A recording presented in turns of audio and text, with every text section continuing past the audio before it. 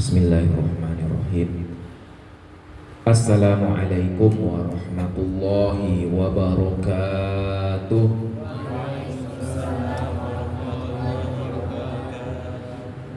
Alhamdulillah, alhamdulillahilladzi ja'alana minal ladzina yatafaqqahuna fid din. Asyhadu an la ilaha illallah wahdahu la syarikalah wa asyhadu anna Muhammadan abduhu wa rasuluhu la nabiyya ba'dah. Allahumma salli ala sayyidina Muhammad wa ala alihi wa sahbihi wa sallim tasliman katsira wa kum bina wa bil mu'minina raufar rahima. Allahumma faqihna fid din wa 'allimna ta'wil. Allahumma iftah 'alaina futuhal 'arifin.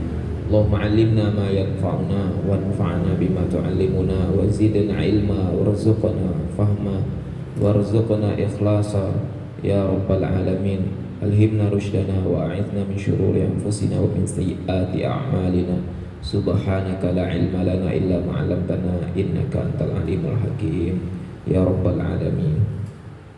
Hadirin bapak-bapak dan adik-adik semua yang hadir pada kesempatan ini, yang saya hormati, semoga kita semua diberikan kesehatan oleh Allah Subhanahu wa taala, diberikan kemudahan untuk sama-sama belajar dan mendapatkan ilmu yang bermanfaat. Amin ya rabbal alamin. Baik, seperti biasa, marilah kita sama-sama kembali bersyukur kepada Allah Subhanahu wa taala atas anugerah yang diberikan kepada kita. Ada banyak anugerah yang diberikan oleh Allah kepada kita. Bapak-bapak hadirin semua, anugerah itu akan sangat kita sadari kapan? Kalau sudah tidak ada benar. Setelah anugerah itu hilang, maka kita baru akan sadar dengan anugerah itu. Ya, anugerah punya orang tua nggak kerasa adanya, tapi ketika dia sudah tiada, baru terasa kehilangan. Itulah yang namanya anugerah, itu banyak seperti itu. Sehat, kita nggak sadar bahwa anugerah sehat itu begitu berharga. Di saat sakit baru sadar ternyata sehat itu adalah anugerah yang besar. Biasanya anugerah itu seperti itu. Kenapa seperti itu? Karena manusia itu adalah makhluk yang mudah lupa dan mudah nggak sadar. Kata orang kalau perempuan, manusia itu nggak mudah lupa, maka perempuan mungkin nggak mau beranak lagi katanya. Karena udah lupa sakitnya, mau beranak lagi. Katanya begitu, wallahu alam. Kan yang merasakan gak ada laki-laki, ya ibu-ibu yang ngerasain. Jadi satu sisi lupa itu kadang anugerah juga. Dengan lupa itu kita masih berani, masih mau untuk melakukan hal-hal yang mungkin sebelumnya pernah merasakan tidak enak begitu. Baik, salawat dan salam kita tidak lupa untuk bersolawat, mengirimkan salawat untuk Nabi besar Muhammad sallallahu alaihi wasallam. Salawat itu meskipun hanya kalimat sederhana, tapi jika kita ucapkan dengan tulus, maka satu salawat kita dibalas oleh Allah dengan 10 salawat. Satu salawat kalimat sederhana, dengan tulus kita berdoa kepada Allah supaya disampaikan salawat dan salam kepada Nabi besar Muhammad SAW. Satunya dibalas 10 salawat yang dibalas oleh Allah itu artinya adalah 10 macam kebaikan, apapun bentuk kebaikannya.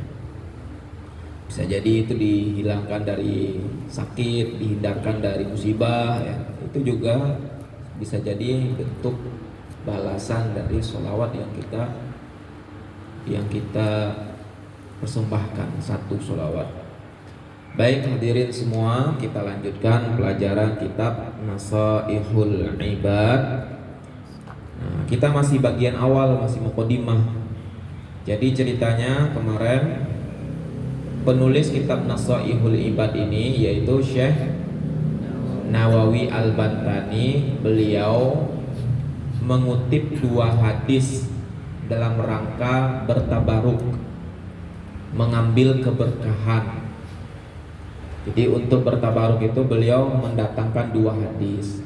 Hadis pertama adalah hadis qudsi yang sudah kita baca pada pertemuan yang lalu. Nah, hadis kedua itu yang kita baca sekarang.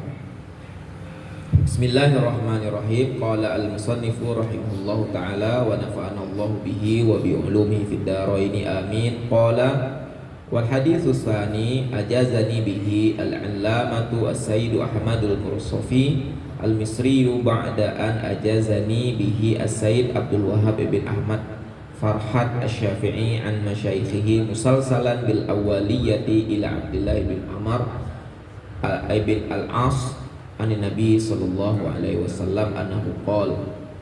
Nah, hadis yang kedua yang beliau kutip dalam rangka bertabaruk itu hadis beliau dapatkan atau diajarkan oleh gurunya, guru dari Syekh Nawawi Al-Bantani yang bernama Said Ahmad Al-Misri. Sebelumnya beliau juga pernah diajarkan hadis ini oleh gurunya yang lain yang bernama Said Abdul Wahhab Farhat asy-Syafi'i. Nah, hadis ini hadirin semua beliau dapatkan dari gurunya, gurunya ngajarin dari gurunya ngajarin sampai guru. Itu namanya musalsal, bersambung berantai, sebagai hadis pertama yang dipelajari dari gurunya. Maksudnya beliau dari gurunya, hadis pertama yang diajarkan oleh gurunya hadis ini. Gurunya dari gurunya hadis pertama diajarkan juga hadis ini. Dari gurunya juga hadis ini sampai lanjut ke Abdullah bin Amr bin As, sahabat Nabi sallallahu alaihi wasallam. Jadi berantai sebagai hadis pertama yang diajarkan. Nah, ini dikenal, hadis ini dikenal dengan hadis al-musalsal bil awwaliyah. Hadis berantai yang diriwayatkan sebagai hadis pertama. Sudah menjadi tradisi dari ulama hadis, ulama riwayah, ulama hadis itu kalau ngajarin hadis pasti hadis ini yang pertama kali diajarkan. Itu tradisi. Apa rahasianya hadis ini? Kenapa hadis ini dijadikan hadis yang pertama kali diajarkan? Pasti ada keistimewaannya. Di seluruh dunia ulama hadis yang punya guru bersambung sampai Nabi punya tradisi seperti ini. Di mana-mana kita belajar hadis ketemu guru pasti yang pertama kali diajarin hadisnya di sini. Kita pergi ke negara manapun, kalau ketemu sama ulama hadis yang punya guru yang bersambung, ketika kita pertama kali minta diajarkan hadis, hadis ini pasti yang diajarkan. Disebut dengan hadis al-musalsal bil awwaliyah. Itu tradisi unik yang ada di kalangan ahli hadis sampai sekarang. Nah, hadisnya berbunyi seperti ini. Ar-rahimuna yarhamuhumur rahman tabaraka wa ta'ala. Irhamu man fil ardi yarhamkum man fis samai. Artinya, orang-orang yang punya kasih sayang, maka Allah yang maha penyayang, yang maha pengasih akan atau pasti menyayangi mereka. Kita ulangi, orang-orang yang punya kasih sayang, maka Allah Ar-Rahman Tabaraka wa Ta'ala, Allah yang maha pengasih akan mengasihi mereka, menyayangi mereka. Tuh, potongan pertama. Potongan kedua, sayangilah, kasihilah siapapun yang ada di bumi, niscaya kalian akan dikasihi, disayangi oleh siapapun yang ada di langit. Kita bahas di sini. Tadi kita pertanyakan kenapa para ulama hadis punya tradisi mengajarkan hadis ini sebagai hadis pertama. Supaya di antara hikmahnya agar orang-orang belajar hadis itu yang tumbuh pertama kali di hatinya adalah pandangan kasih, pandangan sayang kepada orang lain, kepada makhluk Allah yang lain. Tuh. Orang kalau belajar menuntut ilmu tetapi dia tidak ditanamkan terlebih dahulu rasa kasih, rasa sayang kepada makhluk Allah yang lain, bisa-bisa yang ada justru sombong. Dia belajar, dapat ilmu bertambah, dia merasa dia lebih baik daripada orang lain. Kemudian dia memandang orang dengan pandangan merendahkan, menghina. Karena dia merasa dirinya lebih berilmu daripada orang lain. Penyakitnya orang berilmu pertama kali itu, ada proses-proses berilmu itu, ketika orang baru-baru mendapatkan ilmu pengetahuan atau baru tahu tentang suatu hal, dia merasa dia yang tahu, orang lain kayaknya banyak yang nggak tahu gitu. Akhirnya ketika menjelaskan ke orang lain, dia bilang, tahu nggak, selama ini kita sholatnya salah loh. Karena dia merasa dia baru dapat hal yang baru, orang lain nggak tahu gitu. Akhirnya cenderungnya itu menyalahkan orang. Semua orang perasaan mau didebat, mau disalahkan gitu, pengen menunjukkan ke orang lain kalau dia tampilannya diubah supaya orang lihat dia sebagai orang yang lebih tahu daripada orang lain. Bawaannya pengen membenarkan orang, maksudnya membenarkan orang itu menyalahkan orang untuk mengatakan bahwa ini yang benar. Kalau terus belajar lama-lama semakin banyak dia baru sadar bahwa banyak hal baru yang belum dia ketahui. Baru lama-lama ada keinsafan, kesadaran bahwa ternyata masih banyak yang belum diketahui. Jadi menuntut ilmu itu pun butuh waktu panjang untuk mematangkan perasaan bahwa kita itu apa yang kita ketahui, yang baru kita ketahui, bukan cuma kita yang tahu. Nah, kalau ulama mengajarkan, pertama kali diajarkan adalah menekankan tentang kasih sayang, supaya orang itu dalam belajar bertambah ilmu, dia tidak lepas dari ajaran pertama ini, memandang orang dengan pandangan kasih sayang, bukan dengan pandangan merendahkan, bukan dengan pandangan menghina. Nah, ini penyakit kalau orang belajar yang ada di benaknya adalah pandangan menghina, merendahkan orang lain. Maka setiap kali bertambah ilmu, bawaannya pengen merendahkan orang, pengen mempermalukan orang. Itu penyakit. Yang salah bukan ilmunya sebenarnya, tapi hawa nafsu yang ada di dalam diri ketika ingin memanfaatkan ilmu itu untuk membenarkan hawa nafsu. Jangan salah lah Bapak Ibu ya, ilmu itu cuma alat. Jadi kadang-kadang ilmu itu digunakan menjadi alat untuk membenarkan hawa nafsu. Pengennya meninggi, pengennya memperlihatkan dirinya lebih hebat dari orang lain. Ilmu digunakan supaya mendapatkan supaya dia terlihat lebih hebat daripada orang lain. Nah, ilmu tidak jadi hidayah bagi dia, tapi ilmu jadi alat untuk memperturutkan hawa nafsunya. Itu bahayanya. Maka para ulama mengajarkan pertama kali yang diajarkan itu adalah hadis tentang kasih sayang. Ini juga sesuai dengan Al-Quran. Al-Quran ayat pertamanya tentang apa? Al-Quran pertama kali ya tentang kasih sayang. Ayat pertama kalau kita buka mushaf, ayat pertama yang kita temukan apa? Bismillahirrahmanirrahim. Surat Al-Fatihah ayat 1 itu bismillah. Ayat ketiganya lagi-lagi tentang kasih sayang, Ar-Rahmanir-Rahim. Ayat 1 dengan nama Allah, Allah yang Maha Pengasih, Allah yang Maha Penyayang. Ayat 3-nya dijelaskan lagi, Allah Maha Pengasih, Maha Penyayang. Artinya Al-Quran pun pertama kali mengajarkan kepada kita, yang diajarkannya adalah kasih sayang. Maka hadis ini sesuai juga dengan misi yang dibawa oleh Al-Quran. Nah, coba kita baca penjelasan beliau tentang hadis ini. Kata beliau, makna dari kata-kata Ar-Rahimun, orang-orang yang memiliki kasih sayang, maksudnya adalah kasih sayang kepada siapapun yang ada di bumi, baik itu manusia maupun hewan-hewan. Jadi kasih sayang itu gak cuma ke manusia saja, tapi juga kepada hewan. Maksudnya kasih sayang itu apa? Maksudnya adalah punya rasa peduli, perhatian, meskipun binatangnya itu adalah binatang yang haram dimakan, kita nggak boleh benci. Ada orang, wah ini anjing ini makhluk yang haram, ditabrak, dilempar sampai batu. Boleh nggak kayak gitu? Nggak boleh. Itu namanya nggak punya kasih sayang.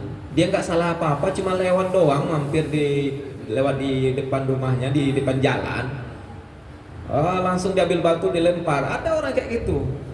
Ada juga malah ditabrak sengaja. Ketemu di jalan ditabrak, apaan salahnya? Nggak ada salah apa-apa. Nah itu tandanya nggak ada kasih sayang. Nggak boleh kayak gitu. Nah, jadi manusia maupun hewan kita harus pandang dengan pandangan kasih sayang, bukan pandangan benci, bukan pandangan marah, sekalipun dia makhluk yang haram. Bahkan dalam satu hadis diceritakan ada seorang perempuan. Perempuan ini kerjaannya jual diri, PSK gitulah kalau di zaman sekarang namanya. Ketika dia jalan, dia melihat ada seekor anjing lagi kehausan. Dia awalnya baru turun dari dalam sumur zaman dulu ya, bukan sumur zaman sekarang. Sumur zaman dulu dia turun dulu ke bawah, ke lubang tuh ada mata air di bawah, dia ambil air. Baru turun dari situ, baru naik dari situ, dia lihat ada seekor anjing kehausan. Dia turun lagi, si perempuan ini, dia buka sepatunya terbuat dari kulit. Dia ambil air dari mata air itu, dari sumur itu, pakai sepatunya yang terbuat dari kulit, dia ambilkan, dia tuangkan, dia kasih ke, bukan dia tuangkan, dia jadi dikasihkan ke anjing tadi. Kalau dituangkan ya ke tanah jadinya kan, pakai sepatunya itu. Akhirnya anjing itu yang kehausan itu minum dari situ.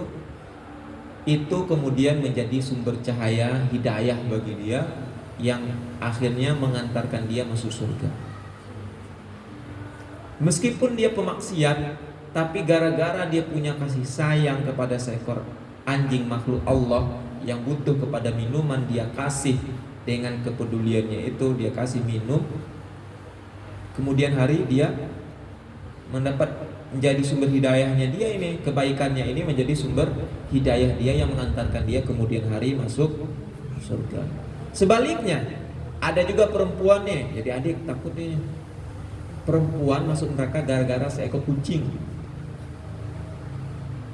Dakhalat imra'atun an-nara fi hirratin, kata Nabi. Seorang perempuan masuk neraka gara-gara seekor kucing. Ngapain kok seekor kucing, gara-gara seekor kucing bisa masuk neraka? Gara-garanya seekor kucing ini dia ikat, nggak dikasih makan, nggak juga dilepaskan. Kalau dilepaskan dia bisa nyari makan sendiri. Enggak.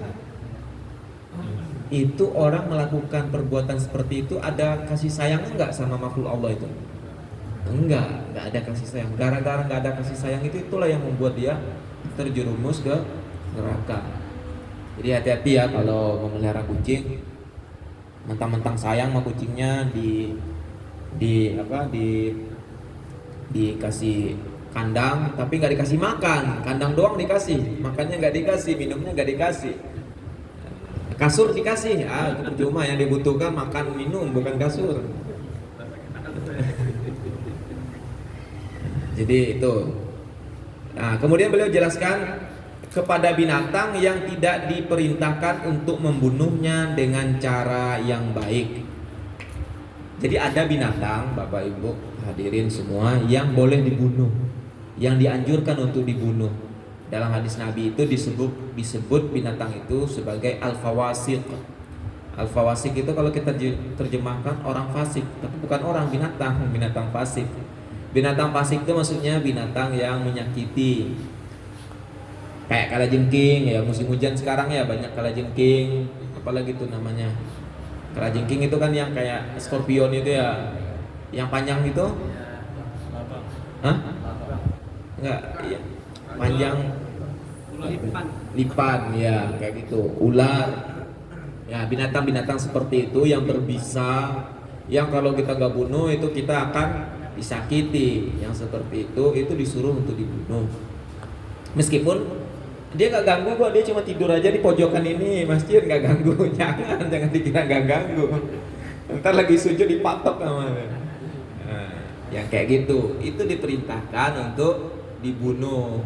karena dia mengganggu ya. Dia akan merusak, akan menggigit nanti. Hah? Tikus ya, yang mengganggu itu ya, itu diperintahkan untuk dibunuh. Tapi pun dibunuhnya harus dengan cara yang baik.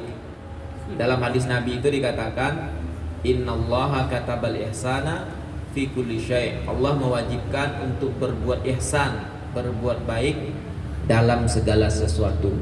Wa idza qataltum fa ahsinul qitlah, kata Nabi. Kalau kamu membunuh, harus membunuh dengan cara yang baik.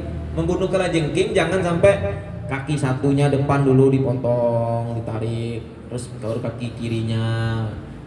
Nah, itu mah menyiksa namanya. Menyiksa juga nggak boleh. Jadi kalau dibunuh kalajengkingnya, bunuh langsung. Jangan dipotong-potong kayak gitu. Gitu. Wa idza dzabahtum, kata Nabi, kalau kalian menyembelih harus menyembelih dengan cara yang baik. Nyembelih ayam, nyembelih kambing. Caranya gimana dengan cara yang baik? Kata Nabi, wal yuhid ahadukum syafratahu. Pisaunya, alat sembelihannya harus tajam. Binatang sembelihannya harus dibuat nyaman. Pisaunya tumpul dibuat untuk menyembelih kambing. Sampai berkali-kali diputar, digosok, nggak bisa-bisa itu. Nggak boleh kayak gitu, itu menyiksa. Jadi membunuh pun dalam Islam ada aturannya. Harus dibunuh dengan cara yang baik.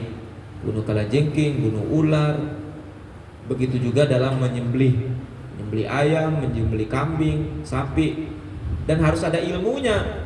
Jangan sampai coba-coba menyembelih kambing tapi belum pernah belajar teorinya, caranya. Wah, ternyata menyembelih kambing itu nggak sembarangan.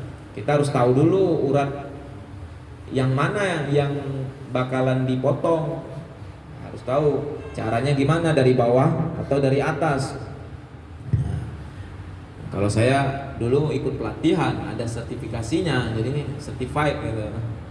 Nah, 3 hari praktek di Bogor itu, di tempat pemotongan kambing, sapi. Nah, jadi harus belajar ya. Oke. Kemudian beliau melanjutkan, irhamu man tastati'una antarhamu. Sayangilah, kasihilah orang atau siapapun yang kalian sanggup untuk mengasihinya dari berbagai macam makhluk-makhluknya Allah Ta'ala. Allah punya makhluk banyak, manusia, binatang pun ada berbagai macam bentuknya. Manusia makhluk Allah juga bermacam-macam, ada yang kaya, ada yang miskin. Nah, ini sayangnya sama yang kaya mulu, yang miskin ya diomelin mulu. Nah, itu mah itu nggak hatinya yang punya kasih sayang, itu modus itu. Itu. Sama anak orang kaya, dia santun, dia sopan, dia sayangi, dia hormati, biar nanti ada kucuran tertentu dari orang tuanya gitu. Giliran sama anak orang miskin, dia nggak ngapa-ngapain kena marah aja gitu. Duduk di masjid kena marah, jalan dikena marah. Kenapa? Karena miskin gitu. Nah, itu orang yang seperti itu, yang marah-marahin terus, itu tandanya nggak punya kasih sayang di dalam hatinya, dan itu nggak sesuai dengan bagaimana Nabi mengajari kita. Ya jangan kayak gitu ya Bapak Ibu ya. Tapi ini memang kenyataannya loh, di mana-mana tuh kasihan kita, tentang miskin dimarahin. Padahal anak kecil tuh nggak ada salah apa-apa. Kalaupun dia salah kan dia nggak berdosa gitu. Yang belum balik itu kalaupun dia salah, dia tidak berdosa. Yang berdosa itu orang tuanya atau kalau dia anak yatim, orang sekitarnya yang tidak mau memberikan tuntunan kepada dia. Oke. Jadi berbagai macam makhluk, ada makhluk Allah, manusia yang pendidikannya tinggi, ada yang tidak, ada yang pendidikan tinggi tapi akalnya rendah, ada juga. Ada pendidikan rendah tapi akal tinggi, banyak juga, ya, macam-macam. Nah, dari sekian macam bentuk, berbagai macam bentuk makhluk Allah itu, berbagai macam karakternya itu, kita dituntut untuk bersikap rahmah, sayang kepada mereka semua, bukan benci, bukan marah. Itu. Kemudian walau ghairu akil, walaupun terhadap yang tidak punya akal. Maksudnya binatang tadi yang tidak memiliki akal. Bisyafaqati alaihim, dengan cara punya rasa simpati, empati kepada mereka, punya rasa sayang kepada mereka, dan mendoakan kebaikan untuk mereka, mendoakan ampunan untuk mereka. Jadi salah satu bentuk kita sayang kepada makhluk Allah, kepada hamba-hamba Allah adalah kita mendoakan. Ya. Kita doakan. Maka dalam doa yang diajarkan para ulama kepada kita itu, Allahumma fir lil muslimin wal muslimat. Enggak cuma doain diri kita saja, enggak cuma keluarga kita, tapi juga orang muslim secara umum. Apalagi keluarga kita. Masa iya keluarga kita enggak kita doain? Tetangga kita ya, Bapak Ibu hadirin, tetangga juga didoakan, teman-teman juga didoakan. Iya saya doain terus ya, doainnya ngapain? Doain supaya dia mampus ya?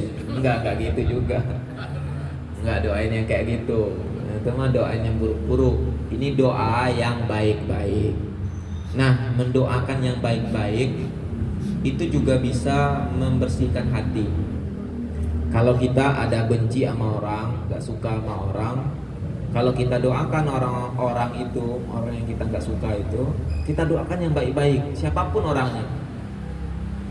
Orang yang jahil sama kita, orang yang suka ngerjain gitu, orang yang busuk hati sama kita, terserah.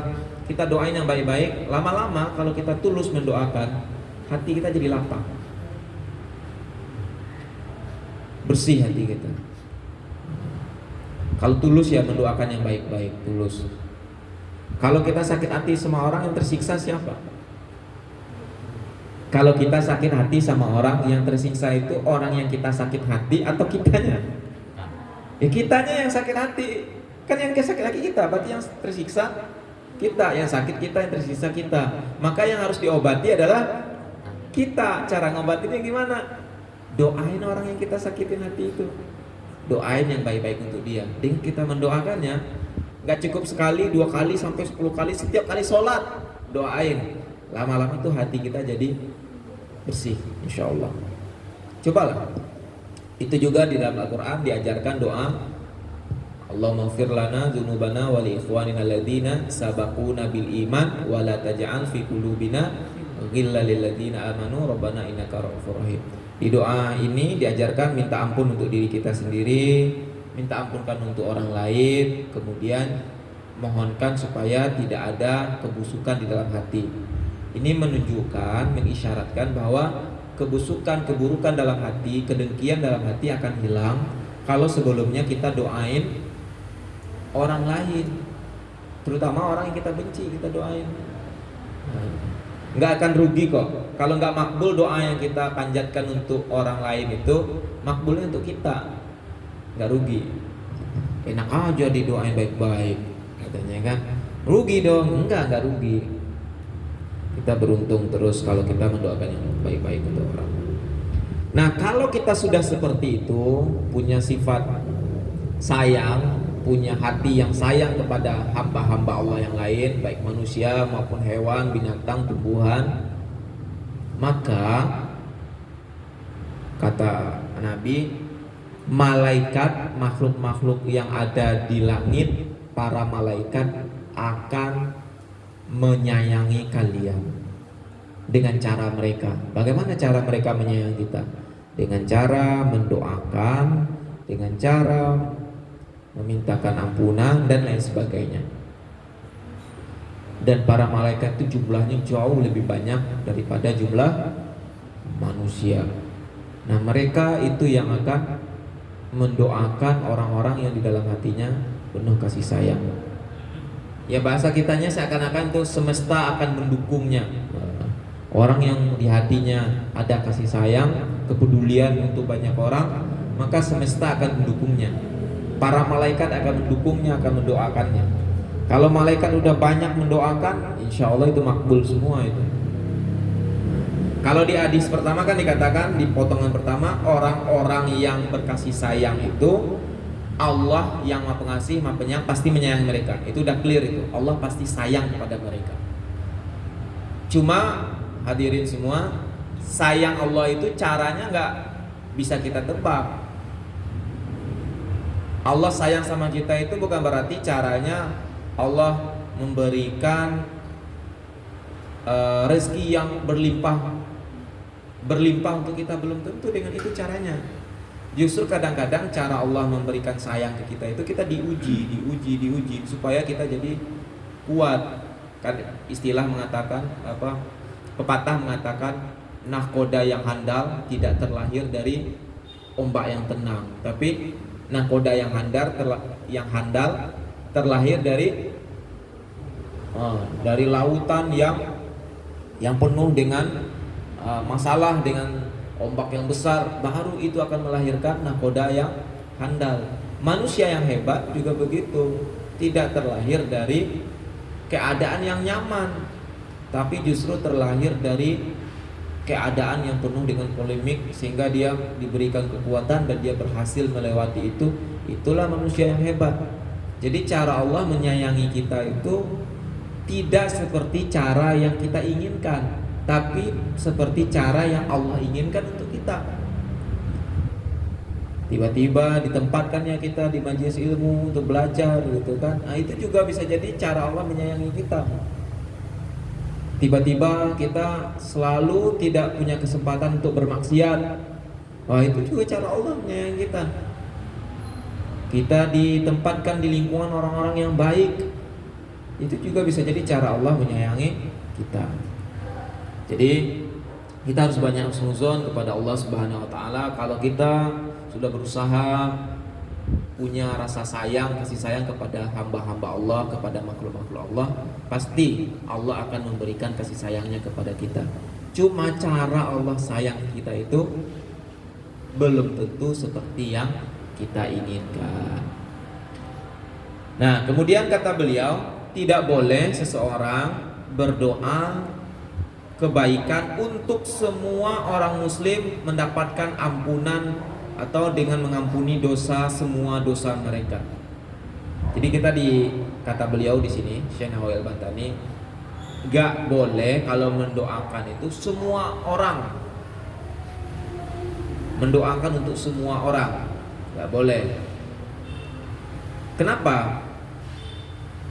Karena itu sudah jelas tidak semua orang dapat ampunan. Ya kan, tidak semua orang dapat ampunan. Jadi doanya Allahumma ighfir lil muslimin, ya Allah ampunilah orang-orang muslim. Gak usah pakai semua. Ini menurut pendapat beliau. Hal seperti ini adalah bagian dari hal-hal yang diperdebatkan oleh para ulama. Boleh gak mendoakan semua manusia? Kata pertanyaannya. Maka sebagian ulama mengatakan tidak, sebagian lain boleh. Kenapa tidak? Karena kenyataannya, pada faktanya tidak semuanya manusia akan diampuni. Ada manusia yang tidak diampuni, buktinya ada neraka. Dan ada juga manusia-manusia yang diceritakan di Al-Quran yang dia tidak diampuni. Maka mustahil kita mendoakan seperti itu. Itu persoalan. Jadi beliau singgung di sini sedikit. Itu mukhalif li nususi syar'i, berbeda dengan nas syariat. Kemudian beliau mengutip suatu cerita. Ini cerita yang namanya cerita itu boleh jadi benar, boleh jadi tidak, tetapi boleh untuk kita pedomani. Cerita tentang mimpi. Kata beliau, Imam Al-Ghazali pernah suatu ketika dilihat dalam mimpi. Mungkin gak orang mimpi imam? Gak mungkin. Orang mimpi Nabi aja mungkin, apalagi mimpi para imam itu. Bapak Ibu di sini bisa jadi mimpi ketemu sama Imam Syafi'i. Bisa jadi, tapi bukan berarti setiap mimpi itu kita percaya. Mimpi itu cukup untuk kita saja, nggak usah diceritakan. Terus sekarang itu ada orang yang jualan mimpi Muhammad Al-Qasim gitu. Kemana-mana itu terus dibawa. Ya kita nggak bisa jadi mimpinya benar, tapi kita tidak dituntut untuk mempercayai mimpi orang lain. Nah ini ada hikmah dari mimpinya ini. Imam Al-Ghazali suatu ketika dilihat dalam mimpi. Lalu beliau ditanya, "Ma fa'alallahu bika?" Bagaimana keadaanmu? Apa yang diperlakukan oleh Allah terhadapmu? Maksudnya, gimana engkau sekarang? Ya. Maka beliau menjawab, aku ditempatkan di antara hadapannya, maksudnya dimuliakan. Alhamdulillah aku berada di tempat yang mulia. Lalu ditanya lagi, kalau begitu apa gerangan yang membuat kamu bisa dimuliakan? Apakah karena kitab-kitabmu yang begitu banyak yang engkau karang, atau karena ibadahmu, atau karena dulu kamu suka mengajar, atau karena apa? Disebutlah kebaikan-kebaikan Imam Al-Ghazali dulu. Apa karena itu? Lalu beliau menjawab, yang semua yang kamu sebutkan tadi, kebaikan-kebaikan yang pernah ada sama saya dulu itu tidak diterima katanya. Tetapi yang diterima dari qala lima akbar, sebentar, faqala lima aqbalaha, faqala lam aqbalaha wa inama qabiltu minka zata yaumin nazal, sebentar, wa qala li bima qadamta alayya fasirtu azkuru amali faqala. Jadi ternyata kata beliau, yang justru membuat saya selamat itu adalah suatu ketika, kata beliau, ada seekor lalat. Seekor lalat, bukan seekor lalat lalu ditangkap ya. Ini bukan itu, seekor cicak itu. Ini seekor lalat masuk ke dalam tinta. Jadi beliau dalam, ulama dulu itu tintanya enggak dalam pulpen kayak gini Bapak Ibu ya. Ada botol, tabung gitu. Nah, beliau pakai bulu ayam, celupin, nulis kertas, celupin, tulis kertas, celupin, kayak gitu dulu nulisnya. Ulama dulu. Nah, tintanya ini kemasukan satu ekor lalat. Nah, itu ceritanya. Lagi nulis malam-malam, ada lalat masuk ke tintanya itu. Ternyata lalatnya mau minum, kehausan. Beliau menulis, lalu beliau tinggalkan menulis sampai lalat itu selesai puas dengan apa yang dia lakukan. Dia berhenti dulu. Kenapa beliau berhenti? Karena merasa sayang melihat, kasihan melihat seekor lalat tadi.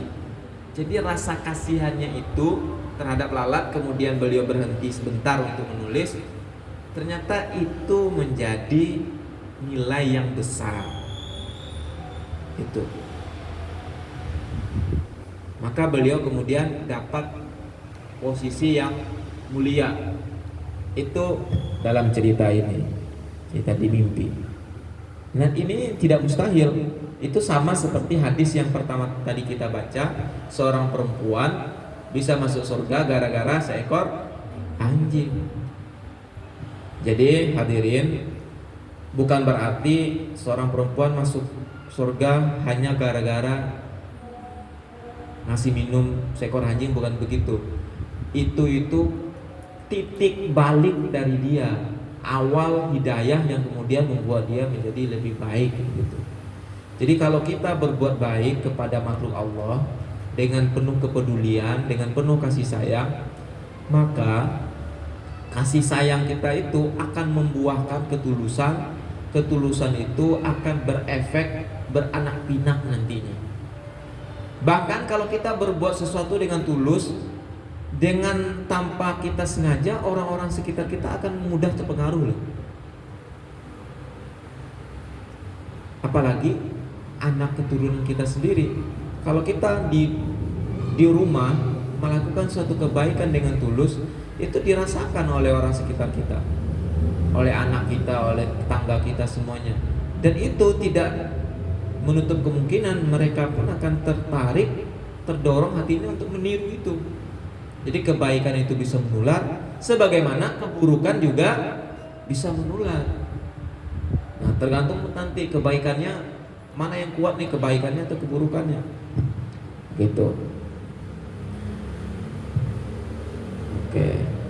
Baik, ini saya rasa untuk bagian awalnya sudah cukup. Kita baca satu catatan ya. Kita masuk ke bagian yang dua-dua. Ya, kita baca sedikit. Bismillahirrahmanirrahim. Faminhu, ini nasihat yang kalimatnya dua poin. Makalah yang pertama, makalah yang pertama dari poin yang dua. Maruya anin Nabi sallallahu alaihi wasallam qala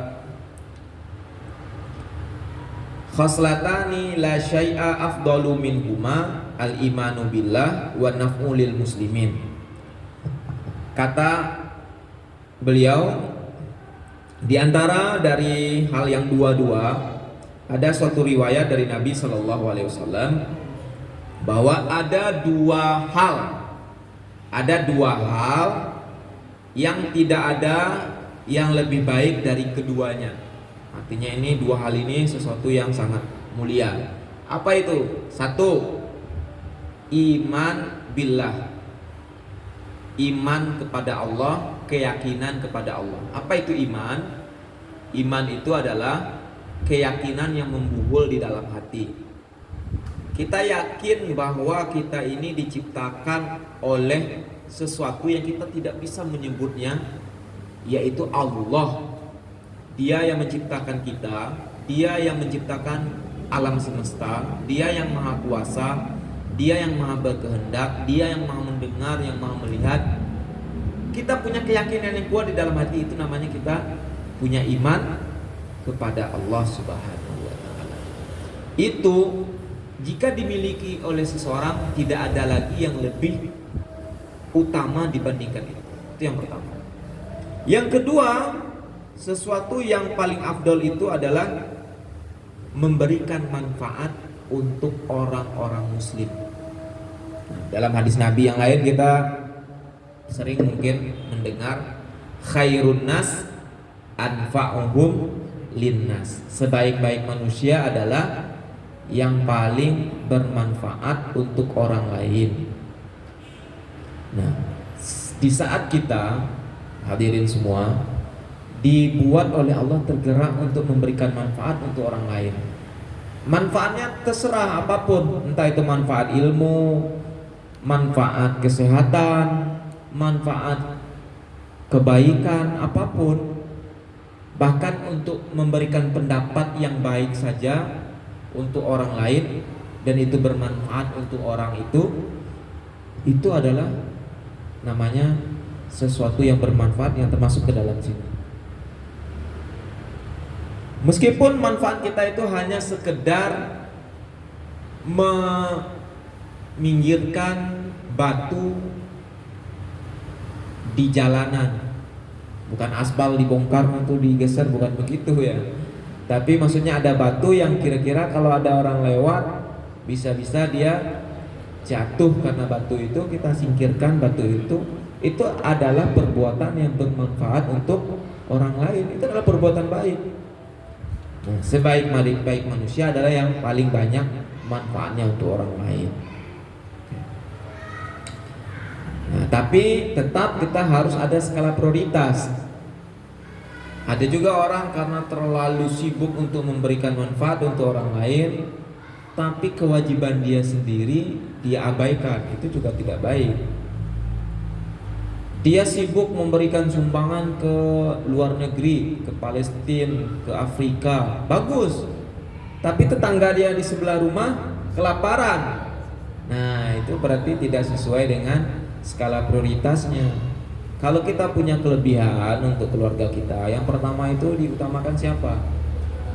Dalam ayat Al-Quran itu dikatakan yas'alunaka madza yunfikun qul ma anfaqtum min khairin falil walidaini. Setelah keluarga itu yang menjadi tanggung jawab, kalau suami kan punya tanggung jawab untuk istri dan anaknya.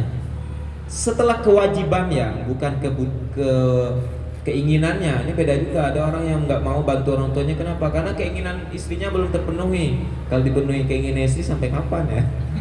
Ini keinginan dengan kebutuhan dua hal yang berbeda. Kalau sudah melebihi kebutuhan, yang perlu kita utamakan itu siapa? Walidain dulu, ibu bapak. Falil walidaini wal aqrabin, karib kerabat. Wal yatama, anak-anak yatim. Anak-anak yatim diutamakan juga, anak yatim yang ada di sekitar kita. Wal masakin, orang-orang miskin yang ada di sekitar kita. Walil walidaini wal aqrabina wal yatama wal masakini wa ibnis sabil. Dan seterusnya. Di ayat yang lain, laisal birra an tuwallu wujuhakum qibalal masyriqi wal maghrib walakinnal birra man amana billahi wal akhir. Terus yaumil akhir wal malaikatu yaktubuna nabiyyin wa atal mala ala hubbihi dawil qurba wal yatama wal masakin wa ibnis sabil wasailina wa fir riqab. Nah, orang-orang yang meminta maksudnya karena butuh, bukan karena bisnis ya. Kalau sekarang mah di Jakarta orang minta-minta bukan karena butuh banyaknya, tapi karena bisnis. Banyak yang ketangkap itu. Ternyata dia punya kekayaan ratusan juta, punya mobil, minta-minta karena jadi profesi, yang bukan yang kayak gitu. Meminta karena dia sudah tidak tahu cara bagaimana untuk menghasilkan. Itu kita bantu, itu maksudnya. Baik. Wa khoslatani la syai'a akhbatsu minhuma. Ada dua hal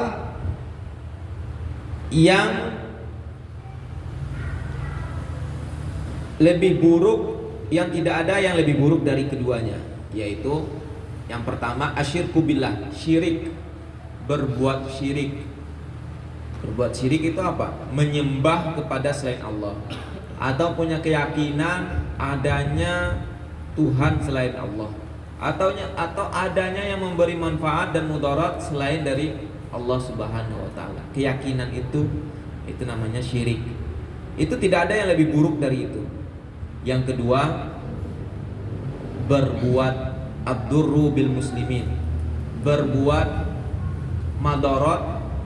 Atau madarat itu apa ya kalau kita terjemahkan? Sesuatu yang berbahaya untuk orang lain. Itu tidak ada yang lebih buruk dari itu. Kalau tadi dua hal yang baik, nggak ada yang lebih baik dari itu. Yang pertama, beriman kepada Allah. Yang kedua, bermanfaat untuk orang lain.